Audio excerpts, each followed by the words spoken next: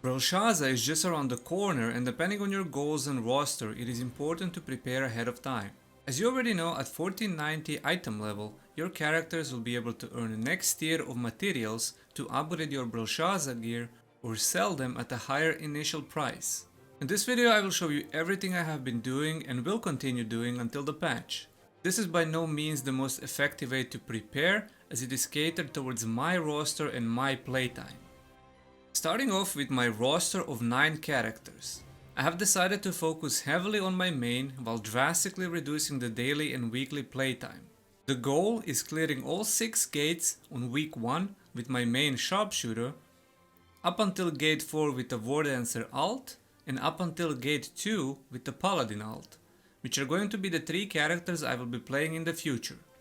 Other 6 characters are there to collect the rest bonus. And yes, I understand that having as many 1490 characters would drastically increase the amount of new materials, but that would also drastically increase the playtime and the grind that is needed. If I had to do 6 Brelshaza runs each week, after a few weeks I'd go back to the same burnout and boredom of repetitive content. Since the focus is on my main character, I have been stacking all the current materials that I will then exchange in a 5:1 ratio after the patch. I purposefully stopped honing at 1517.5 item level, leaving one armor piece at plus 21 while the rest are plus 22.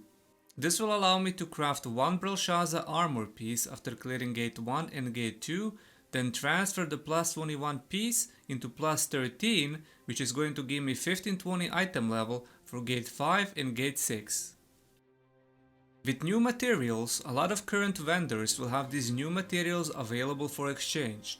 Slowly but surely I have started accumulating pirate coins and sailing coins. The pirate coin merchant has great rates for new materials, and they are also tradable and obtainable on every 1490 character each week, so you can either choose to sell them at an increased price or use them to hone your characters.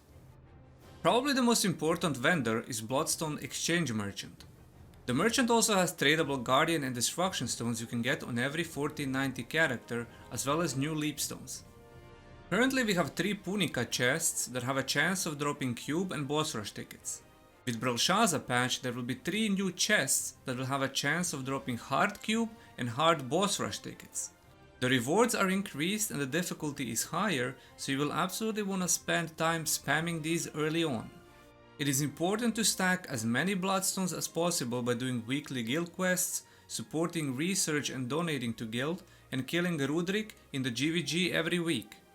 By passing the weekly reputation requirements set by your guild, you can easily gain around 10,000 Bloodstones each week. With the same patch there will also be a next iteration of tower. As with previous tier 1 and tier 2 towers, it is recommended to do the first clear on any of the alts, as every other clear grants an insane amount of bound materials which you will most likely want to obtain on your main character. As with new materials and new gear, there will be a need for new fusion materials. These can only be crafted in the stronghold, and you can either craft tradable ones with normal crafting materials you obtain in the outside world, or untradable ones that you can craft with materials inside your harvesting farm.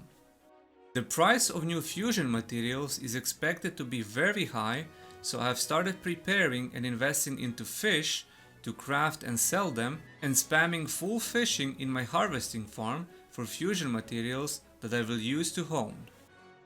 Another important thing I have been stacking are Una daily tasks +1 and instant completion tickets.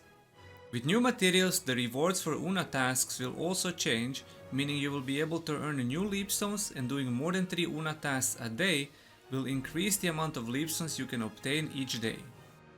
There are also materials that will not be changing, which are Honor Shards and Solar materials. There will be an increase in price for both of these, so either investing into few or simply stacking all the tradable ones from Chaos Gate secret maps is a great way of making extra gold. I do recommend you stack all the boxes from events, login rewards and other content, as you will need a metric ton of Honor Shards to hone the new gear, as well as silver, which is a currency that some people have hundreds of millions while others struggle. The new hard cube will improve and increase the silver gain, but again, it's a type of content that is relatively boring, so how many cubes can a person actually do in a row? Another thing I have been stacking and collecting are level 7 gems.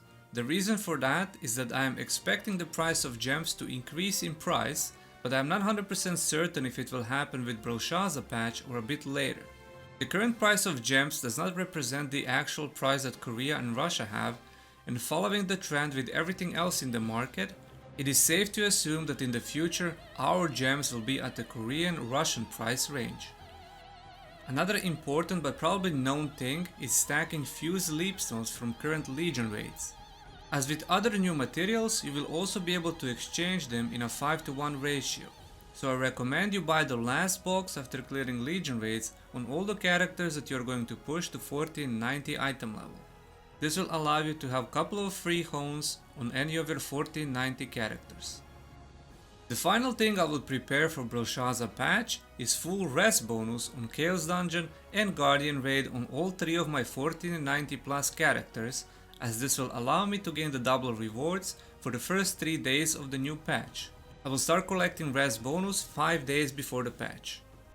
And this pretty much covers everything I have been preparing for the new patch.